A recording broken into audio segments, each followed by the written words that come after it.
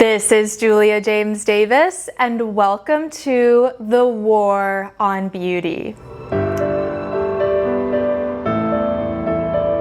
So you can probably tell what this video is about if you read the title and you clicked on it. So let's just jump right into what is probably going to be a very controversial video, which is men are better artists than women, and that men disowning their creative nature has contributed to an erasure of beauty in our world. My answer to the famous question posed by Linda Nochlin in her 1971 essay, "Why Are There No Great Women Artists?" is because men are superior to women in art, poetry, prose, painting, sculpture, architecture, and even interior and fashion design and film. And let me just preface this video with saying that I studied art history my whole life, and I got a degree in art history from a top university and was bought into this prevailing notion that women were systematically kept out of the arts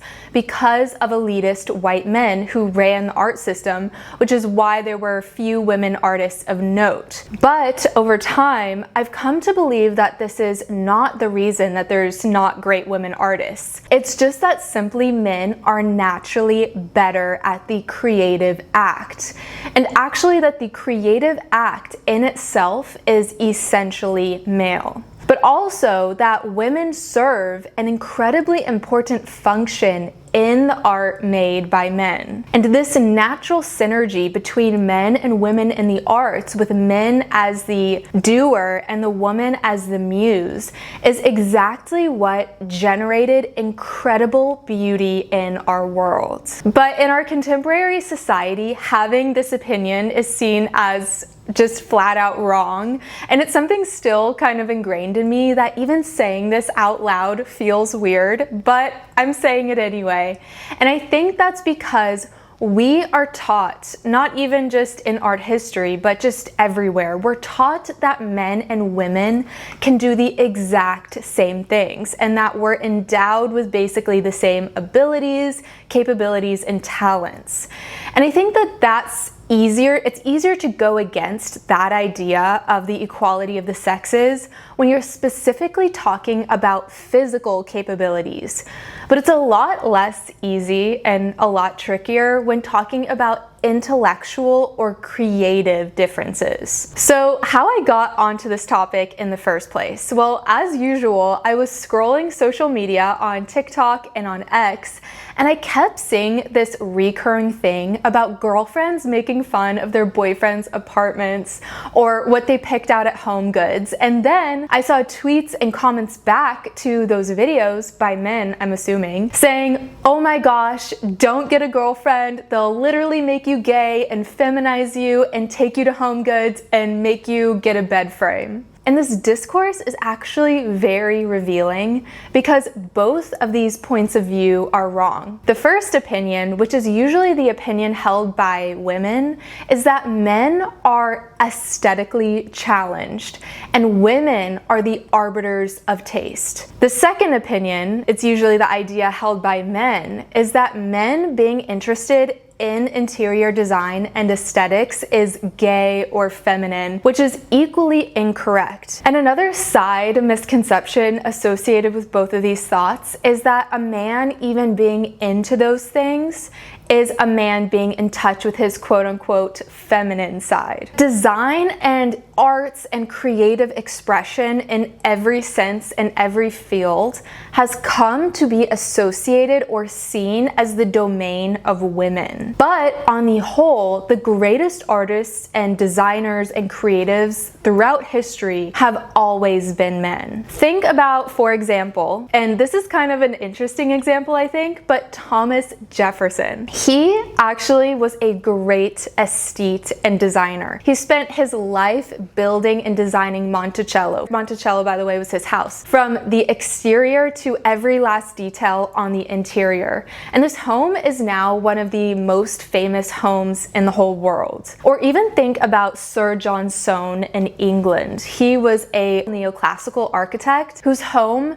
is an incredible example of a deep aesthetic sense and pure love for beauty. As feminism and the general topsy-turvying and blurring of gender roles has occurred over the past century especially, the great innate aesthetic strength of men has been disowned, which has actually contributed to the uglification of the world, and as I said, broken that great symbiosis of beauty that existed between men and women in the past, back when the genders embodied their natural roles in the creative act. So that's a lot of exposition to kind of get to me actually making my case for this claim. I would say that the first strongest point in support of the fact that men are better artists than women is that men are historically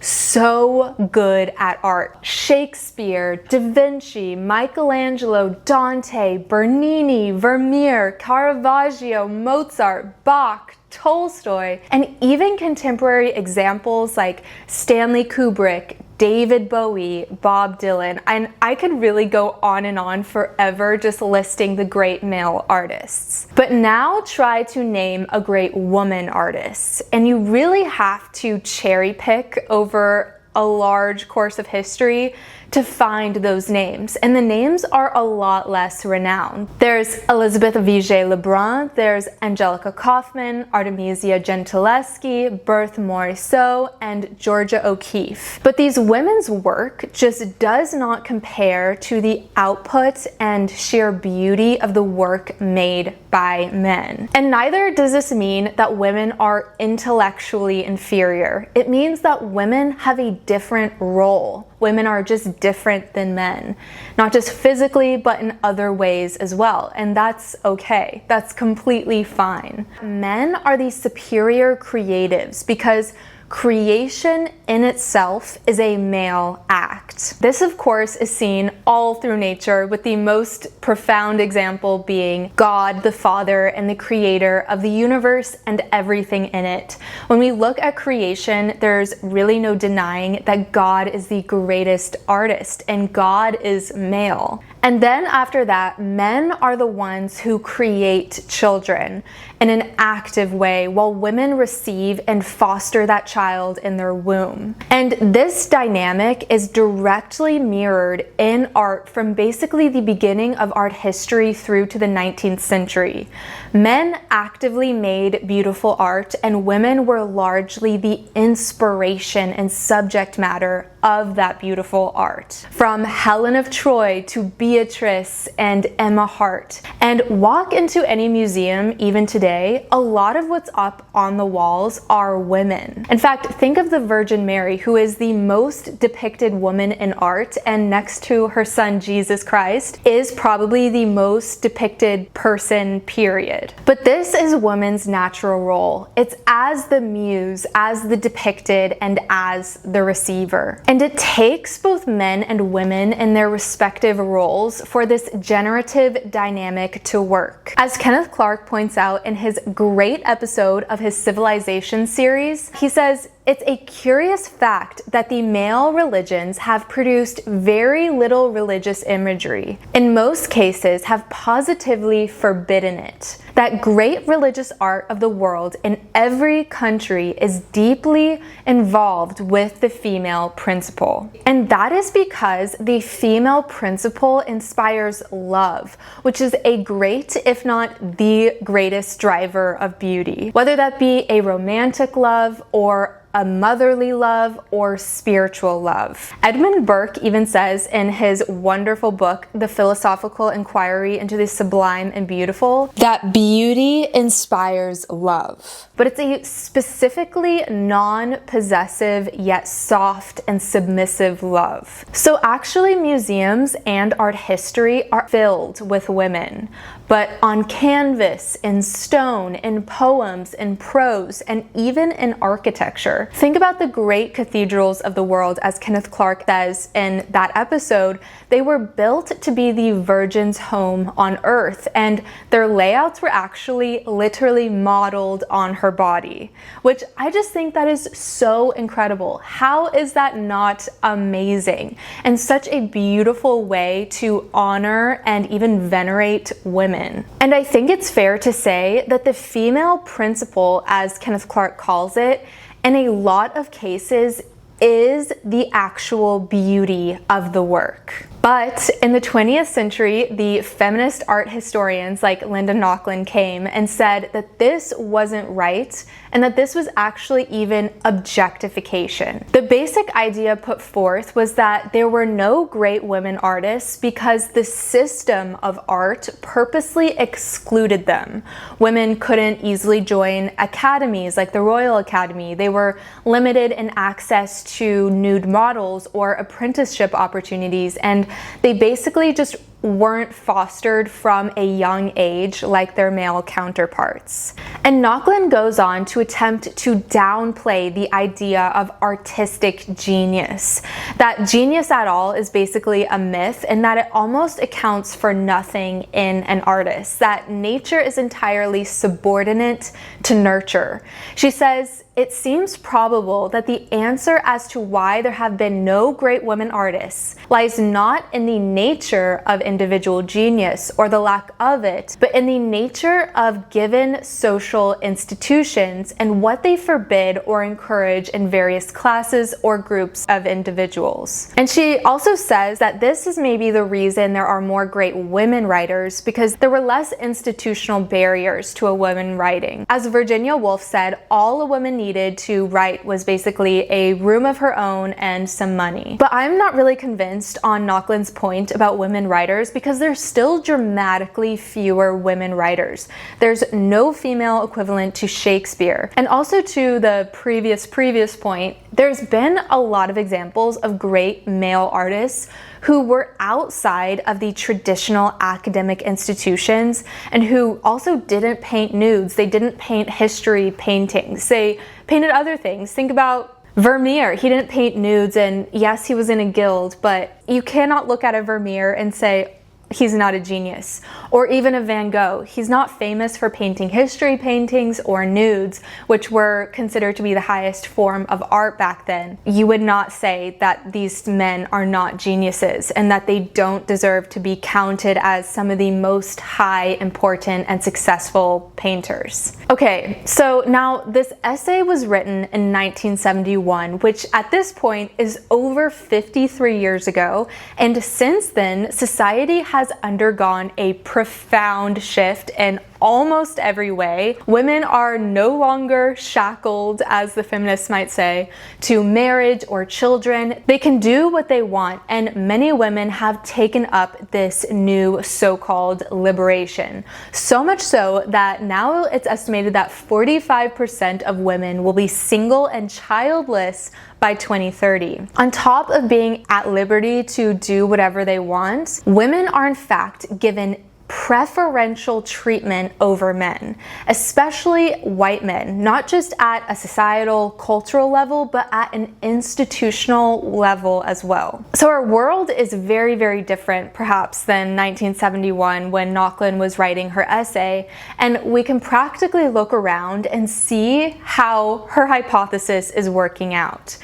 The conditions to foster great female artists are here. And not only that, but it's been at least 2 generations for these changes to seep in. It's been 2 generations since Nochlin wrote her essay. But what creative artistic genius have women exhibited? The only thing that's really happened by the feminization of the arts and aesthetics is the natural process of beauty generation and creation has been suspended, leading to a constriction of the overall creativity of both men and women, and therefore an uglification of the world. Where women were once the muse, they're now the anti-muse. It was once love that created beauty, but that love between men and women is really being drained. And I'm starting to actually think that men back in the 1700s, for example, when Edmund Burke were writing, not only were not oppressing women, but that they genuinely loved them. Like when you read Burke on beauty, he speaks so highly of women that they are the highest bearers of beauty and perfection. And to behold a woman is to feel love, not in a lustful or possessive way, but in a way of just pure admiration. So in conclusion, I think that we need to get back to the natural roles of women and men in every way, including in the dynamic of art and beauty, and that men have to rediscover their natural aesthetic sense and not think that it's something feminine, but realize that it's actually an incredibly important and disowned aspect of masculinity. I think that only in this way will the proper force and upward energy be created that is necessary in bringing beauty back, not just on an individual level, but on a societal level. So I would love to know your thoughts on this. I know that this is a very controversial topic. I know that. But I would love to know, do you think that there's something to men being superior artists throughout history, or do you agree more with Linda Nochlin and that the societal barriers and things like that have contributed to less women artists? So thank you so much for watching. I hope that you will please subscribe so that you don't miss out on any further videos from the War on Beauty. We talk about why there has been an erasure of beauty in the West, what happened, what changed in our society. So if you're interested in that topic, please subscribe, and I will see you in the next video.